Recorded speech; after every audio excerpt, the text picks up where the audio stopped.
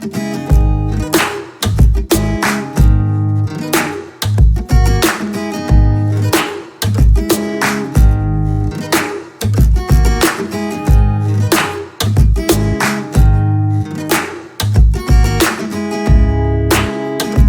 friends, the lockdown period has been extended for few more days, but I guess this will not be a barrier for our continuously learning process. So in the same consequence, today we are going to present the ecosomes as a topic. Like to the nanoparticle, ecosomes are having the similar size range, means these are also in the nano size range, and almost the application of the ecosomes are similar to the nano carriers. But the question is that if almost all the things are similar, so why we are preparing the ecosomes as a separate, or why we are considering the ecosomes as a separate carrier systems? So the answer of this question will I will discuss at the end of this video, so be stick or adhere till the end of this video to understand the concept of the ecosomes. So let's have the view of the concept of the ecosomes. Like to the nanoparticle, as I told you, it is having the nano size range, but the difference between the ecosomes and the nanoparticle is that here in the ecosomes it is consist of the three different layer. Yes, my dear, the ecosomes are the ecosomes can be distinguished with the nano carrier in terms of nanoparticle in terms of the three different layer. And what are those layer? First layer is the core layer, right? This is the core layer.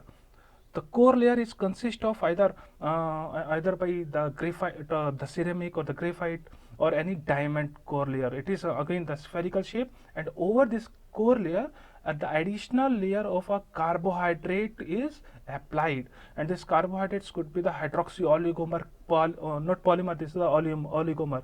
And after this second layer, a third layer of the drug are also applied. This is the third layer of, and these all three layers combinedly making a ecosomes. So let's discuss the property of the ecosomes. As I told you, we are having the nano size range. So the core particle, because it is of the nano size range, so it's provide the maximum surface area for the absorption of the drug. So here the more possibility as compared to the other nano carrier, that your drug loading or the drug entrapment efficiency you can achieve more in case of the ecosomes. Similarly to the other nano carriers, these ecosomes can be used for the targeting purpose. Additionally, this can provide the molecular shading or can protect your molecules or the bioactive material from the external environments. Similarly, you can achieve the sustained release. Means all these application you have learned already in the nanoparticle. What are the application or additional application of the ecosomes? So the answer is in the third property of the ecosomes, which is because the ecosomes are having the water-like property, therefore it is called the water bodies or the bodies of the water, right?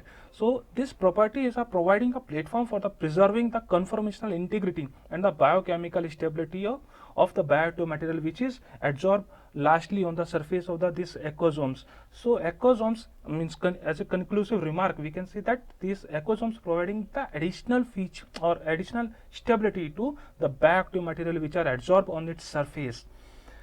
Lastly, ecosomes, due to their size, it can be avoid this size specifically can avoid the RES, reticular endothelium system degradation due to the additional the external environment. So all these are application are making the ecosomes as a good choice of carrier as compared to the other nano carrier like nanoparticle, liposomes, resealed erythrocytes, or the neosomes. Let's discuss the method of the preparation.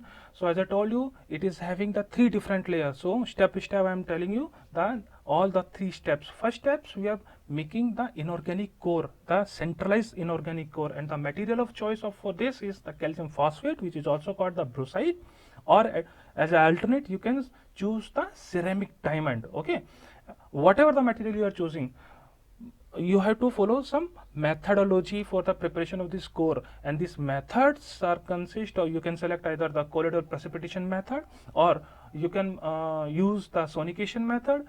As alternate, you can use the inverted magnetron sputtering method or the plasma condensation method are also there for the preparation of this centralized core of that ceramic or brucite or the calcium phosphate. So this is the centralized core is for making a platform for the next layers or the next steps. So this was the first step. In the second steps, over this core of brucite or the ceramic diamonds, we have to prepare a second coat of the carbohydrate, and this carbohydrate is the polyhydroxy oligomer. Why we are making this layer? Because this second layer will make again or will provide a platform for the adsorption of the drug over its surface, which is the third layer. So the coating of the polyhydroxy oligomer, the process is very simple. You just need to add a required quantity of the carbohydrate into the solution or the dispersion where your core material is already dispersed. So as I told you, this is the spontaneous process. All the carbohydrate will automatically adhere on the surface of the core material and your second layer will be formed.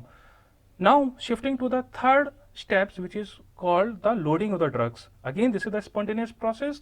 In the same solution, you have to add the required quantity of the drugs, whatever the quantity of the drugs you want to absorb on the surface of this carbohydrate, that amount of the drug you have to solubilize into the solution. Spontaneously, all the drug will adsorb by using the either the hydrogen bonding or the van der Waals force or the ion exchange mechanism. By using these processes, the drug will adsorb on the surface of this carbohydrate or polyhydroxy oligomer second layer. So combinedly these three layer will be formed and a ecosome body will be prepared as a response of this continuously or the simultaneously three steps. Now finally we have to characterize our prepared ecosomes in terms of the this following parameter, and all the parameters are almost similar to the nanocarriers which we have already learned. You have to find out the size distribution by using the scanning electron microscopy or the transmission electron microscopy. Similarly, you have to measure the mean particle size or the zeta potential for the surface behavior of your structure. Structure analysis you can perform by using the FTIR spectroscopy for the determination of the functional group integrity, means is there any change while you are incorporating your drug during the process. And if you are finding there are some extra peak or the suppression of the original peak in the FTIR spectra, means it is reflecting that your process are needs some modifications. Similarly, the third parameter is the drug loading. You have to determine the drug loading. They are the reverse process, unlike to the nanoparticle or any other carrier. How you will determine a reverse process. समझ लीजिए इसको क्या है ये पूरा process.